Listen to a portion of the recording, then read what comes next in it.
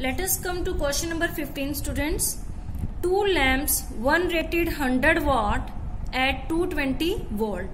So let us assume this is P1 and this is V1, and other lamp 60 watt is its power, so it is P2, and 220 volt it is V2. These are connected in parallel to electric main supply. So these are connected to parallel. So make it a point. Now what current is drawn from the line if the supply voltage is 220 volt?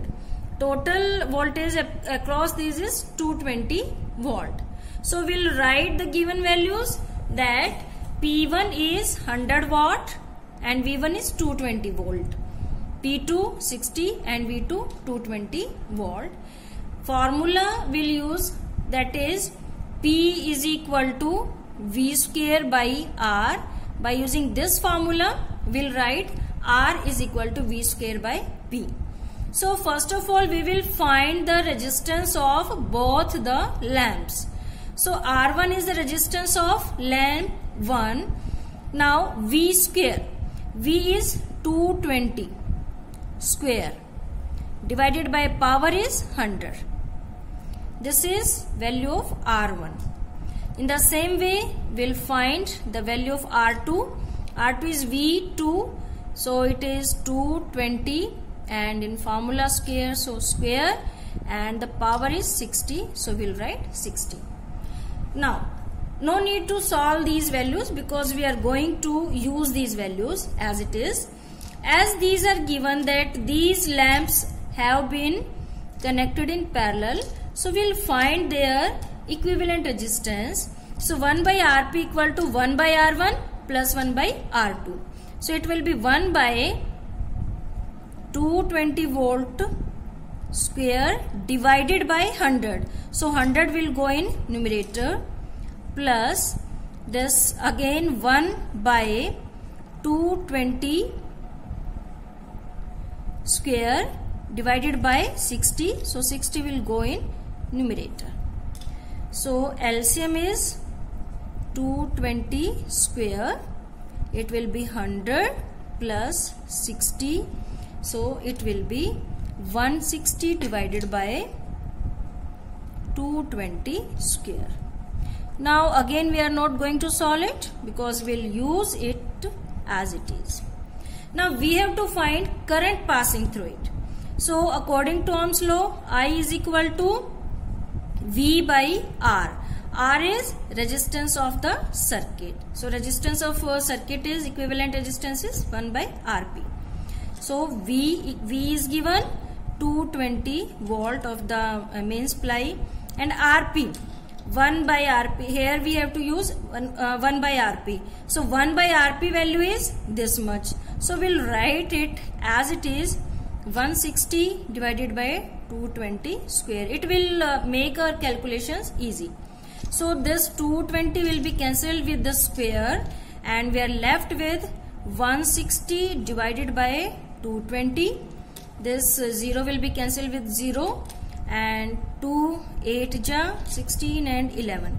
So it is 8 by 11, and it will be 0.73 something ampere. Answer. Now come on question number 16. Which uses more energy, a 250 watt TV set in 1 hour or a 1200 watt toaster in 10 minutes? So we have given two appliances. 250 watt means this is the power and this is the time, and we have to calculate energy.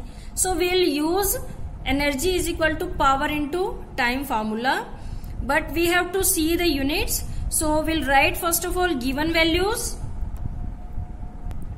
So these are the given values. In TV set, power is 250 watt, time is 1 hour. So what is energy? Energy equal to P into T, that is 250 into 1, that is 250, and unit is watt hour.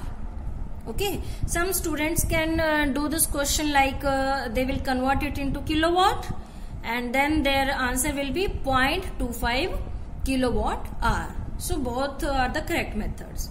Now in this another appliance toaster, power is given 1200 watt and time is 10 minutes. As we have to compare their energy, so the unit should be same. Here we have calculated in water, so we have to convert this minute into hour. To convert it in hour, we'll divide it by 60. It will be 1/6 hour.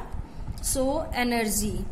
We'll mark here some E1 or E2 so that we can compare it. E2 is equal to P into T, that is 1200 multiplied by 1/6 hour. 6 2 ja, it is 200 and watt hour. So which consumes more energy? Therefore TV set consumes more energy. Okay, we'll write like that. Now come on question number 17.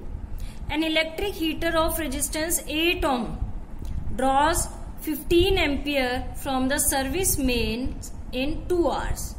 Means we have given resistance and current and time. Calculate rate at which heat is developed in the heater. We have to find rate. Rate means we have to find power. So in power we do not require the time period. So it have been given to confuse you only. We will use these two things. One is resistance and another is current. Let us solve it. Here we have written the given values. R is 8 ohm, current is 15 ampere, and we do not need the value of R. We can write, but we do not need it. We have to find power, means rate at which heat is generated. So power is given by I square R. I is 15, so it is 15 square, and R is 8. It will be 225 multiplied by 8, and when we'll solve it, we'll get 1800. Unit will be watt second, or we can write joule. Now unit of this power is watt, so it will not be second. 1800 watt. Now let us discuss question number 18. Why is a tungsten used almost exclusively for filament of an electric lamps? We already have discussed. That is because tungsten is a very such type of material that it do not oxidize when it is very much heated at a high temperature, and it can be drawn in very thin wires. As its resistivity is low, but it can be drawn in very thin wire, so its length is large and its diameter is very small, so thickness is less, due to which its resistance can be enlarged. So a large amount of heat is produced in it. Now B part, why are conductors of electric heating devices such as bread toaster, they are made up of alloy.